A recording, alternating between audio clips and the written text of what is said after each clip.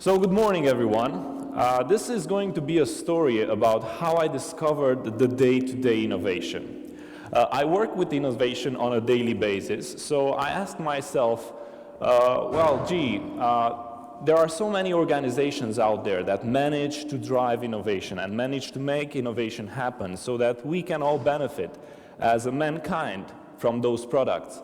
So what is the process through which these companies achieve innovation, and also, if that makes sense for organizations, can it also make sense for us as a society? And this is something that I think I found an answer to, and I'd like to share it with you today. So how I discovered day-to-day innovation. In 1996, my parents bought me my first computer. It was back in a day where, at least in my corner of the world, these things were not that popular. So I started playing games. That was something that I thought these machines were built for. Of course, I was wrong. In some years after that moment, I discovered programming, and that basically changed my perspective on how I viewed computers and how they could influence our day-to-day activities.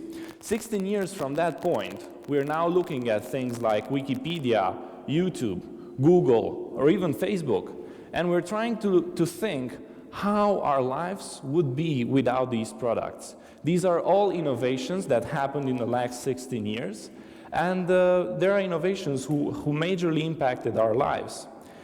But what I wanted to do, and what I want to do today, is to go beyond technology itself and to look at the process through which innovation happens. So the question is, how does innovation happen? What are the bits and pieces that drive us to innovation? And I read this article in the New York Times, great article, about something that I now consider to be the innovation powerhouse of the 20th century. I'm not sure how many of you have heard about this, but for a long stretch of the 20th century, Bell Laboratories were responsible for a lot of innovations that made a huge impact in our social world. We largely believe that Apple, Microsoft, 3M, or other companies from the Silicon Valley are the paramount of innovation, but that is profoundly wrong, especially when we compare them with Bell Laboratories. Bell Laboratories invented in 1947, some researchers at Bell Laboratories, the transistor. That is probably the most popular innovation that they delivered. The transistor can accomplish a lot of tasks, but one of the most important ones is that it amplifies the electric signal. But also, with short bursts of electricity, it can be efficiently used to represent bit information, which is expressed by 1 and 0. And this is how the transistor, an innovation that came out of the Bell Laboratories, is now powering all our digital world. You may use smartphones or even intelligent phones or just phones, or your computer, your TV, whatever, they all use transistors. But this is just one example. At Bell Laboratories, researchers also discovered the communication satellites. They also innovated the development and theory behind communication technology. They invented the way in which we now use the digital photography. So the charge-coupled device was invented by Bell Laboratories. And even if you go to things like software, they have massively contributed to Unix as an operating system. Actually, they developed it there, and to C, the programming language. And these are all things that we now base our whole life on. And that's just marvelous. And it goes beyond products. It goes to things like processes. Quality assurance, that's a process that was first applied by Bell Labs engineers and scientists, and the actual mathematical analysis process through which you assure high quality in manufacturing was first applied by Bell Labs scientists. And these are, as I said, just some examples. And the question is this just coincidence? Is it just serendipity? Were we blessed as human mankind by this one chance in history to get all these innovations, or was there a process behind? So why did it work? And in this article, they stated that the person who was responsible with the innovation at Bell Labs was a guy called Mervyn Kelly. Probably Mervyn Kelly's name doesn't ring a bell. Born in rural Missouri to a working class family and then educated as a physicist at the University of Chicago, he joined the research corps of AT&T. From 1925 till 1959, he rose from a researcher to the chairman of the board in Bell Labs. And in 1950, he took time to visit Europe and tell the world how Bell Laboratories worked.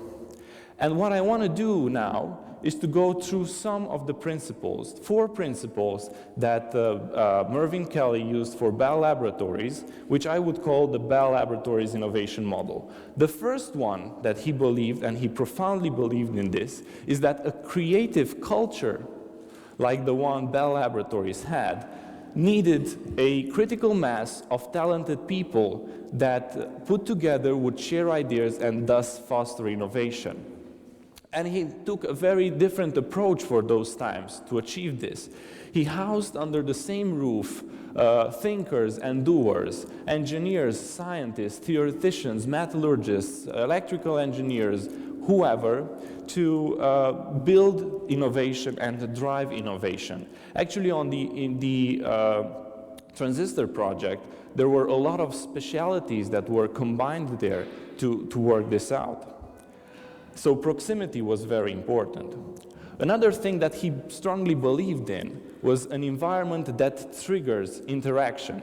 And he went to the core of the architecture of the building that they opened up in 1941 in Murray Hill, New Jersey, where they had these long hallways that if you were to look at the end would disappear at the vanishing point. They were so long. And the reason that he believed that this is important is because by this, you as an engineer would have to travel a lot from your work environment to, let's say, the cafeteria, and then you would inevitably interact with a lot of people, thus sharing ideas, diversions, whatnot. Another thing that he believed in is thinkers versus the real world. So what he did to achieve this, he established satellites of Bell Laboratories in the manufacturing facilities of AT&T, so that people who are thinking of new ideas would interact with the people who are really doing the stuff. And it was a bidirectional communication, because also the people who were struggling with problems could also tell those problems to the thinkers. And in the end, innovation is just about this, solving problems in new ways. And if you just keep your problems to yourself, probably you just hinder innovation and decelerate the process. Fourth, and probably the most important and the last one, is freedom and time. Engineers under Mervyn Kelly were once given authority, they were left alone to think and create. For example, for the transistor project, it took them more than 2 years until the first real results came out of that process, and they were not really disturbed. And this is strange for 2012, where we think of innovation of something that happens in corporations, where we have profits, we have bottom lines, and people are put under pressure to deliver something on time, on schedule. Innovation, unfortunately, does not happen on time and on schedule. It happens when innovation wants to happen. So this is what I would call the Bell Labs innovation model. And the question that I would like to make is that if it worked for Bell Labs, can it work in our society as well? Aren't these principles so general that you could apply in society as well, in the open world, without an orchestrator? And I think that the answer is yes. And to talk about this in another situation than of an organization, I would like to go back to one of the most flourishing intellectual results of the last 500 years, which was the Enlightenment movement. The Enlightenment movement gave us, as human mankind, a lot of innovations. But if you track it down, and this is something that Stephen Johnson also talked in a TED talk, if you track it down, it goes back to the coffee house, the British coffee house. And that's for 3 reasons. First, is that was the time when the Brits discovered coffee. Until then, they would entertain each other in social environments by drinking alcohol, day in, day out. Some of them still do today. And imagine the situation where you switch from a depressant to a stimulant. That inevitably creates some creativity or entertains some creativity. But that's just one reason. The second reason is architectural. The coffee house is built in a way in which it fosters a lot of interaction between the people who are there, people from different specialities, and that majorly contributed to the Enlightenment movement, because people could come and share ideas and then go back home, think of those ideas, and then maybe work on them. And then last but not least, the coffee house was important because in the end, if you look at the society that it fosters or houses on the roof, you can see those principles in the Bell Labs model, which are critical mass of talented people. You can get them. You can get that in every society. Thinkers versus real world, I think this is a very good place to look at that. We have people from the industry, but we also have people from the academia. So that works in society as well. An environment that triggers interaction, TED is a great environment that triggers interaction, but there are many others. And last but not least, freedom and time. We are here in our free time, and we're enjoying freedom. So, principles, these principles are there. And it worked in the coffee house. They brought us the Enlightenment. But then the question that I would like to ask is, okay, if the principles can work in society as well, then how come Silicon Valley is more innovative than Cluj-Napoca Valley? This is the difficult question because, yeah, if the principles are there, then what's the difference? And I truly believe, and I wrote a lot of articles on this, that the difference is made in the culture itself, the bed of the society. And what we would need, and this is what I think of the glue, is to try to enhance our culture in an innovative direction. And if you look at the innovative culture as a concept, it goes threefold. You need to have imagination and creativity. You need to have people who like to think of things and like to be creative. You need passion for problem solving. Those kind of people who look at a problem and say, I can fix it. And then last but not least, tolerance to failure.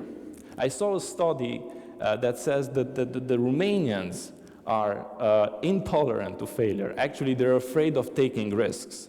And this is something that, cannot make sense in our world if we look at it from an innovation culture. So what I'm trying to say is that if we want to have an innovation culture, we need these attributes. And what I would like to propose to everyone, not just Cluj, but everyone, is to think of, let's say, an innovation social contract. This is the concept that I would like to leave you with. And the innovation social contract comes from the fact that we have the principles that work for Bell Labs. We know that the innovation culture is the glue. And we can all agree that we know people who are imaginative and creative, who have a passion for problem solving, or who are tolerant to failure. Who bought Facebook shares at the IPO? No one? Well, at least I did, so I'm tolerant to failure. So what I would like to propose is this model, the innovation social contract. Think of you. Think of all your friends. Think of your social network. And try to make 3 links, not less, not more, to people who you consider that share the 3 attributes of the innovation culture: imagination and creativity, passion for problem solving, and tolerance to failure. And by doing this very simple exercise, which you can do anywhere, you will inevitably shift your social behavior. You would probably start interacting with these people more. And then what will happen is that when you will identify a problem, you will no longer keep it for yourself, but you will try to share it with the folks in your network. And if you try to do this painless effort, I think we can get to a situation where we create an innovative society. And here you can see a graph. Imagine if that graph would represent people who are connected by the attributes of the innovation culture. And you know what? I think that Cluj-Napoca is the perfect place to start with this. We are a true technopolis. We have great universities, and we have massive amounts of talent. I don't know many people, but I know great guys who went to Silicon Valley to work for great companies. And the fact that we're here at TED, and you will see the other speakers as well, proves the point that we have talent. So I think that if we start here, we can get one step closer to the innovative society we all dream of, and one step closer to examples that we see in Silicon Valley. This is how I discovered the day-to-day innovation, and this is what I thought was an idea worth spreading. Thank you very much.